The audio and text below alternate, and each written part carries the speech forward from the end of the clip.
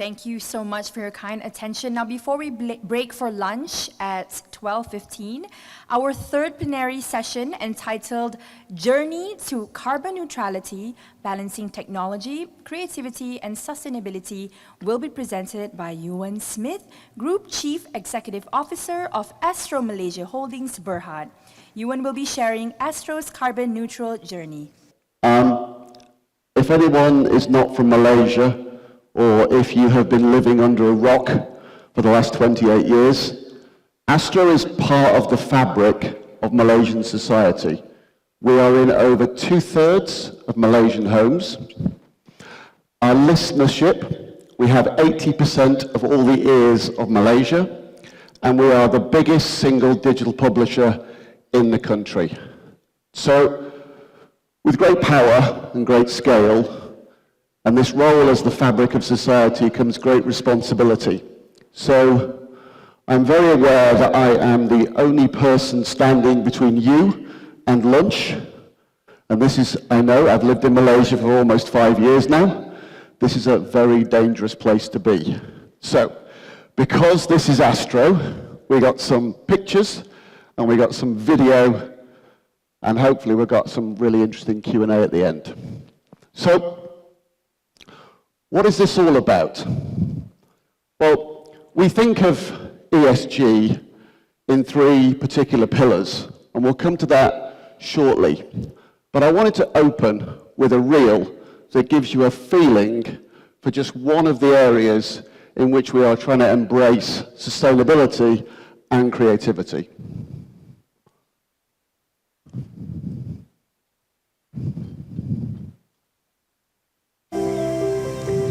It's the color of nature,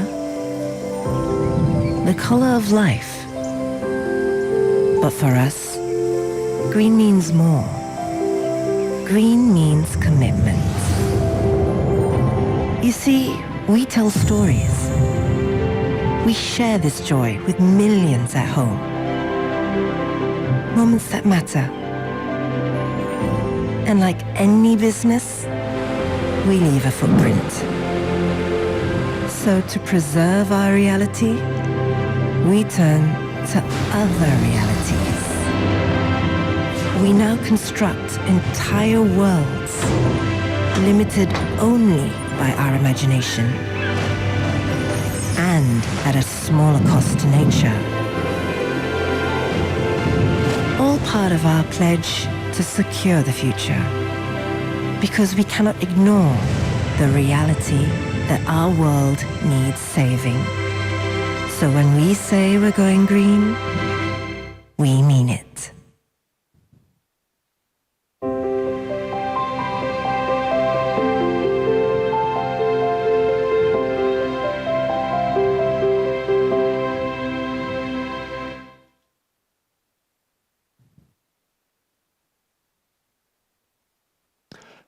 Everything you saw on that video was done in front of a green screen in Bukit Jalil. We didn't have to move anybody outside KL to get it done. Now, as an example of that, we've invested in 4 of these XR studios and some really powerful technology over the last 3 years, which means that we no longer need to send huge amounts of outward bound trucks or have huge amounts of reporters and actors moving around. Take one example, Family Feud Malaysia, just 1 episode, done here rather than done in a very expensive set that you have to build, saves about 9,000 tons of CO2. Now, macro that up, and it's a huge number. We as Astro, we don't make a huge amount of CO2 all the time, all the year. We're nowhere near the Petronases or the TMBs that are making huge amounts of CO2 emissions every single year. But it is kind of our responsibility. And XR allows us to actually get on the front foot and prove that we are being able to do the right thing for the environment. You know, the country set 2050 to be carbon neutral. But honestly, as you might have guessed, I'm not from around here. This is the 5th pay TV company I've worked in. 2050 is a long way away. Where I used to work in Sky in the UK, we were already carbon neutral by 2006. So we're behind. So what did we do in Astro? We've worked out a plan where we're going to get to carbon neutrality 10 years ahead of the deadline by 2040. This is the only boring slide I'm going to show you with words. The rest of it's just going to be pictures and another video at the end. But the way that we're thinking about it is, first, you have to get your own house in order. So what does that mean for Astro? So for us, it means getting more efficient in how we use resources to give ourselves a credibility. So as an example, we have managed in the last year alone to reduce our footprint by 5.6%. And we've done that by re-engineering our water chillers so they're much more efficient. We've done that by saving a generation like, we no longer use very expensive plastics. We no longer send people all over Malaysia or over the world. We have very small focused crews to generate inside the business a sense of we are contributing to this whole idea of saving the environment. Now, once you've done that, the next thing, once you're internally saving and doing the right thing, you then have to do it with your customers. So in customer land, we are doing a huge amount of initiatives that play to the same theme. As an example, the new boxes, the Ultra and Ultibox that we put into the field, are significantly smaller than the prior products. They don't have expensive, complicated things to manufacture. They have no hard drive. They're just based on cloud technology. And the packaging that they use, with the work that we've done, we are saving 57% of all the packaging has been reduced, 57%, and almost 98% of the packaging on the new boxes is now fully recyclable.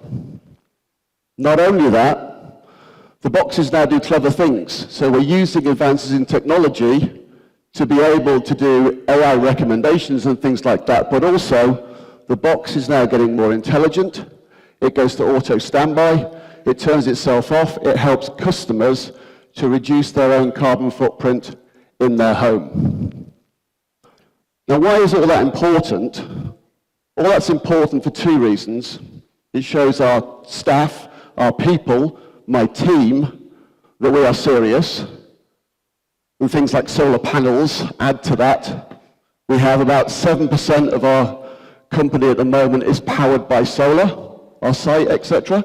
And we have 2 projects running, one to extend that at our main site, and one to make our second site, our backup site, also capable of running more on solar. So one thinks about the team and how the team feels about what Astro's doing in the environmental space, and then that the customers feel that as well. Now, once you've done those things, you then have the right to then start doing those things more widely and more external. One of the key things about Astro is we have this huge reach, whether it's TV, radio, or digital. And we have this fantastic group of people that can tell stories. Because at the end of the day, people sitting in dry lecture theatres, listening to noble people on stage talking about ESG, aren't going to get engaged to want to actually get involved. This stuff only becomes meaningful if you can tell a story that grabs at people's hearts as much as their heads. And it just so happens that I'm a very lucky guy. I have over 2,800 people in Astro who are brilliant at telling stories. It's what we do. We make 10,200 hours of TV video every single year telling original and new stories. So we put that to work. How do we put that to work? We put it to work by constantly promoting things that matter about climate awareness.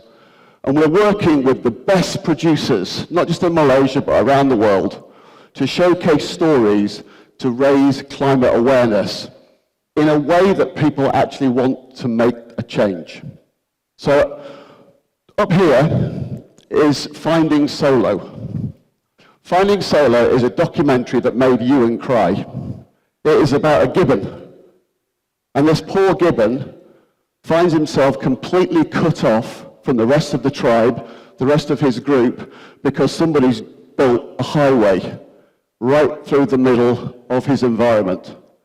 And the story is all about this poor gibbon that's now on his own because he's having deforestation and climate change done unto him. That is what we need in terms of tugging heartstrings to get society more and more invested in climate awareness and taking climate action. We do a bunch of things ourselves. We launched last year, we launched this thing. There's a clown in the front. This is my chair. This is the head clown. We did this run for charity. All the proceeds, we run around a beautiful part of Kuala Lumpur, and all the proceeds obviously go into climate action, climate programs. We have an MOU with WWF. We have a huge amount of campaigns and charities and resource building with various participants around that allows us to really advocate for change. The headlines, we do about 2,000 hours across TV and radio every year of ESG topics, whether that's ourselves making video or making radio programs, or whether that's Awani, which is our news channel, doing slots and stories and positive messages to tell other people or showcase what other people in the space are doing.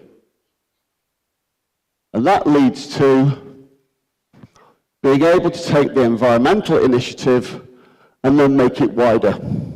And one of the beautiful things, I've been in Astro well over 4 years now.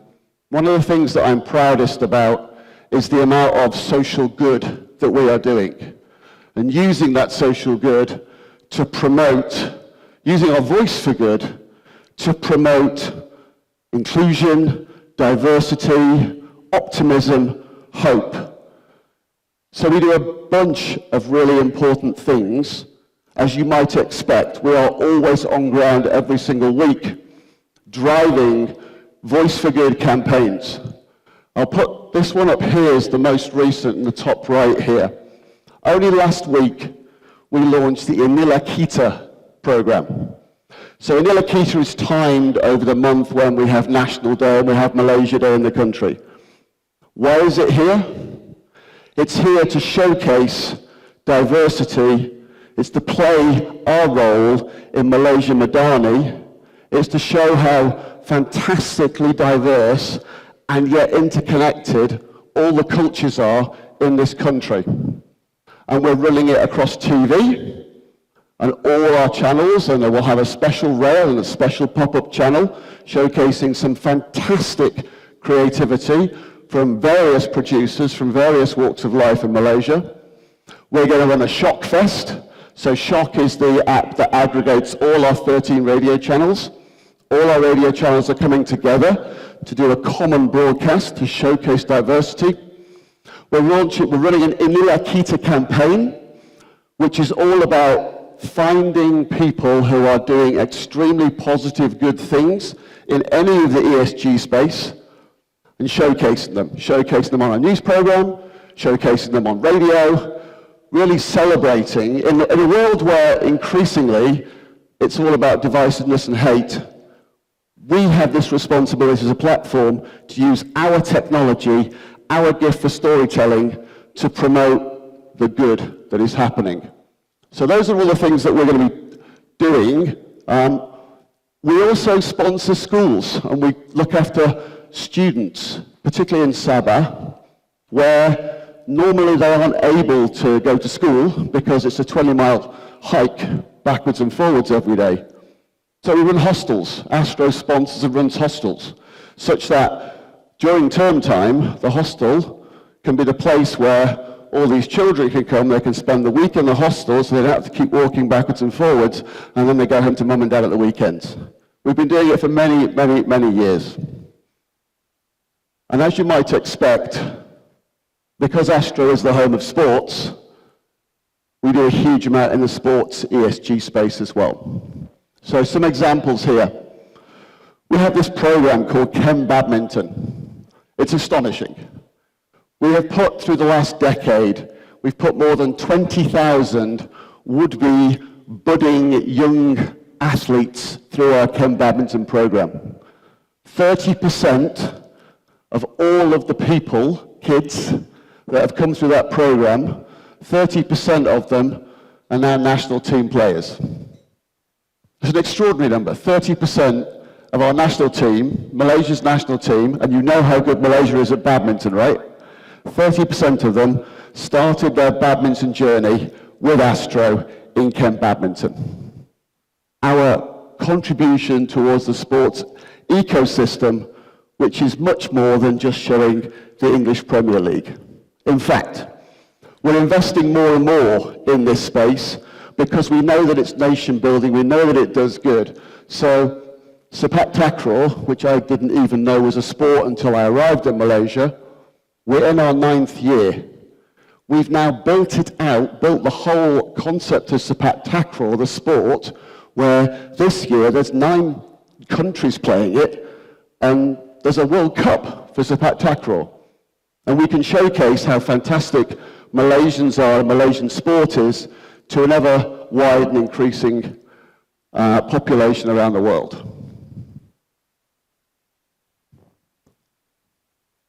Let's talk a little bit about Awani.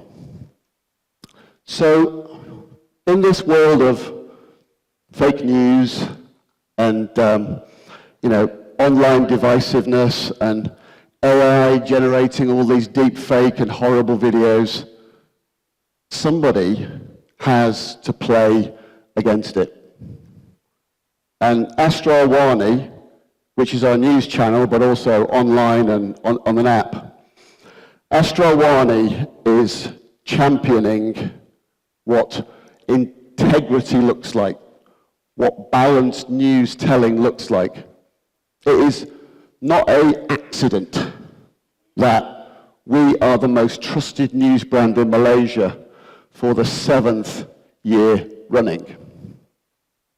And just to touch again on the theme that we have today, we're now using new technology and new concepts to maintain our position and to fight for journalistic integrity. So the boys and girls in Awani won 2 prizes quite recently. One was for the fact-checking lab that we now use, and the other was for news reporting. Why is this important? We've built machinery and AI operation that allows us to reliably, credibly check any piece of news feed that comes in. You'll see many, many places just repost, whether it's Trump over in the States or whatever, Mr. Musk. They just repost whatever they see. There's no integrity. There's no checking whether it's right or not. There's no knowing whether it's a bad actor that produced this piece. Our machinery, the things that we're putting in place, is to fight against that. So that when we publish things, when we put things online, we know, because we've cross-referenced, our AI machine has cross-referenced from all the various sources globally, cross-referenced that what we're saying is accurate. Because you have to do that in a world where it's so easy for somebody to just generate a piece of news and make a deep fake. We also are using AI in the newsroom to do reporting.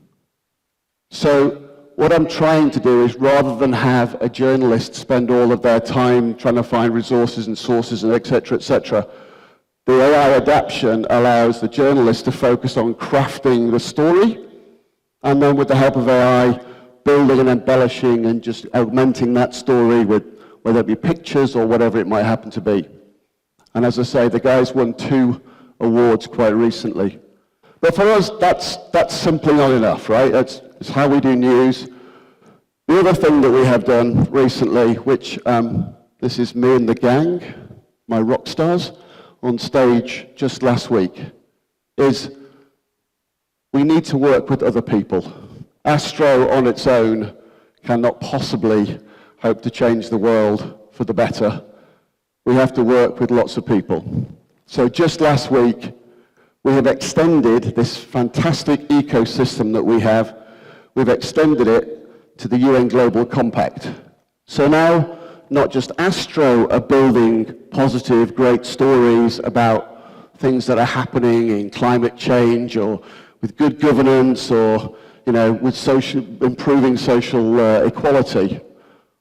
We actually have given our platform to the UN. And the UN now gets to bring in SMEs and anybody they want to publish on our platform to celebrate other people, other Malaysian stories, other individual Malaysians, other company Malaysians. The UN's bringing them in. It's completely divorced from Astro. We obviously have a role to set the platform up and to help them build it and help them moderate it. But fundamentally, we've got a great platform. We are part of the fabric of society. It is our duty and our responsibility to let organizations like the UN promote good. So that is what we are after. I'm going to take you, I think I've overstayed my welcome before Q&A, so I'm going to take you to the next, obviously, start with the video UN, end with the video UN. That's kind of the Astro way. So we're going to go back to a video which does a little bit more for you about what Awani is trying to do in this space to combat deep news. Here we go. The rise of AI fake news is accelerating the spread of misinformation and enabling disinformation by bad actors. Building trust is more important than ever to combat misinformation.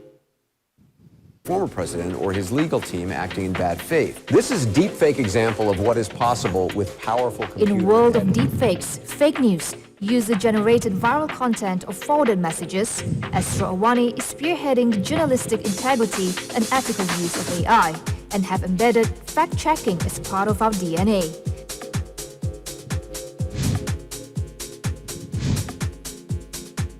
As AI continue enhancing human qualities, we take responsibility for the ethical use of AI, sustainable, just, and equitable with Jiwa.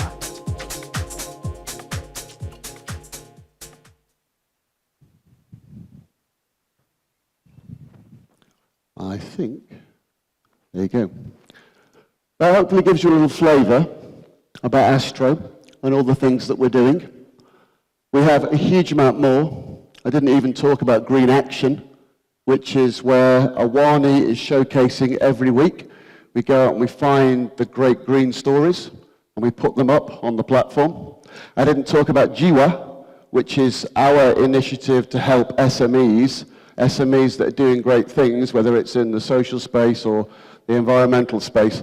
Didn't talk about any of those things, but hopefully what I've been able to do here is give you some flavor, maybe spark one or two ideas about how in your own organization you can start to drive, you can start to raise awareness for these key themes, because what's that famous quote? Yeah, that evil can live simply if all the good people stand by and do nothing. So it takes an absolute army. It's going to take a whole societal change for us to move it. In our own small way, I think Astro is doing that. We've been part of the FTSE for Good since 2014. We do a huge amount of reporting. Bursa requires us to do 11 metric reporting across all the various ESG topics. We added 4 because we think there are 4 things not on that list that are super critical for us to measure ourselves against. And this all gets measured. Every single person in this company, from me all the way through the organization, is bonused every year based on a corporate scorecard. That corporate scorecard has ESG written all the way through it. There's 4 things we have to get done this year in order for people to be able to get bonus at the end of the year. That's how seriously we take it. Clearly, everyone in this room takes it equally seriously. We're on a mission for, not just for Astro and Astro customers, we're actually on a mission for Malaysia, Southeast Asia, the planet. Thank you.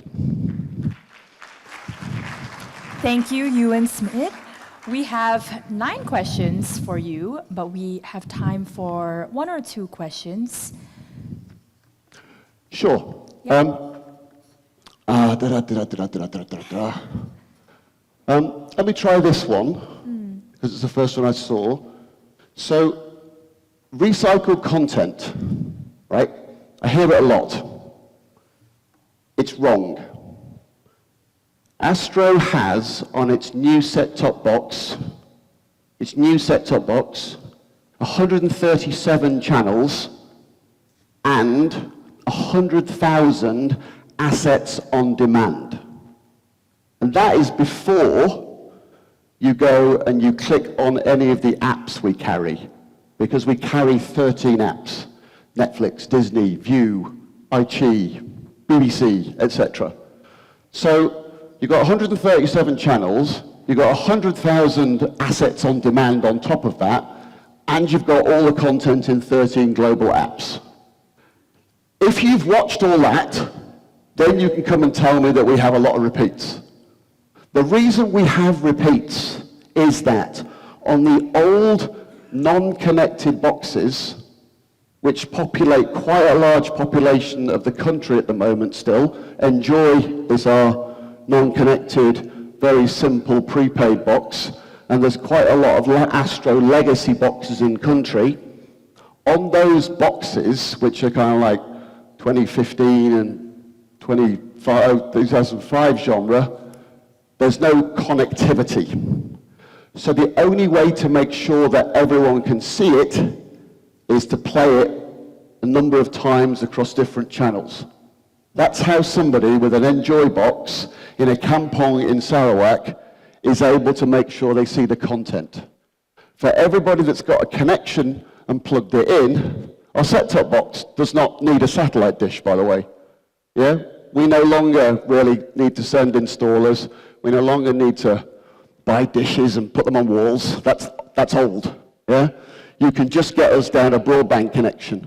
But there's a large portion of this country that can't get a broadband connection or can't afford a broadband connection. Satellite is the only way they can get TV. And putting repeats on means that they can all get to see it rather than it just being there and gone. But I challenge that question, honestly, that's a question that was really a good question 10 years ago. 100,000 assets on the box, 13 apps, and 137 channels. Yeah? The value that Astro has, I quite often find myself going around Malaysia and having to say that, because the value that Astro adds, people still think about an Astro of 2002, 2003. Everyone thinks they know what Astro is. They also talk a lot about rain fade. Rain fade used to be a thing in Malaysia, but then we plugged the broadband into the set-top box. And now, if it starts to rain heavy, the new set-top boxes just switch. And then they switch back when the sun comes out again. What else we got here? Oh, how are other global pay TV providers? We in Malaysia, we are, and I consider myself Malaysian while I'm here, right? Been here nearly 5 years. We are so far behind. I mentioned it in my speech. Sky, who's the UK, Germany, Italy, Ireland service, Sky was carbon neutral in 2006. I know, I was there. 2006. Almost 20 years later, we are just starting to get going. But that's true, I think, of a lot of the country. And the more and more we can drive and push, the better. You know what changed things in the UK? You know what really got us rolling in the UK? The new generation coming through. I have a daughter. She's 20. That's the point where you're all supposed to say, no way, you're not old enough to have a daughter who's 20. Right? My daughter's 20. Her generation coming through school, and now that she's old enough to be able to start looking for a job, her generation is looking for companies that do more than just pay you a salary. That their environmental credentials, that their social equality credentials, that their diversity credentials, that their balance of male-female, that their acceptance of all creed, all race, all religion, that they embrace what a millennial or a Gen Z wants from a job which is bigger. And one of the great things that Sky managed to do, because we got on the front foot in the UK, is the quality of people and the number of people wanting to come and work at Sky than anybody else for a few years was outstanding. There was Sky and there was Marks and Spencer's. And they started the carbon neutral thing. 5 years later, if you were a corporate in the UK and you didn't have a carbon neutral and environmental program, a diversity program, you were starting to see the pipeline of talent, new young kids, dry up. That's how important it is, not just for Astro to get this right, but for Malaysia to get this right. Because one of the ways that will stop this, there's always a conversation about the brain drain, right? And all our young people are going to Singapore, blah, blah, blah, yeah? The only way you counter that, whether we believe it's true or not, the way you counter that is you make really exciting careers, mission, purposeful driven careers available to the young Malaysians in this country. And we are a tiny drop in that ocean. But if we're all doing it together, every Malaysian in this room, everyone who works in a Malaysian company, if we're all doing it, you change the game. And it might take 10, 15 years, but you change the game.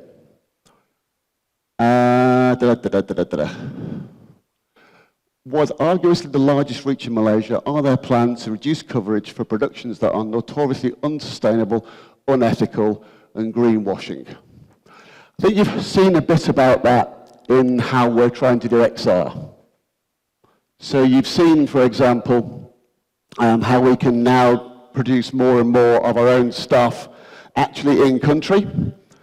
So I can go and stand in Bukit Jalil and they can put me in the Arctic Circle, or they can put me in the rainforest, or they can put me on the streets of London.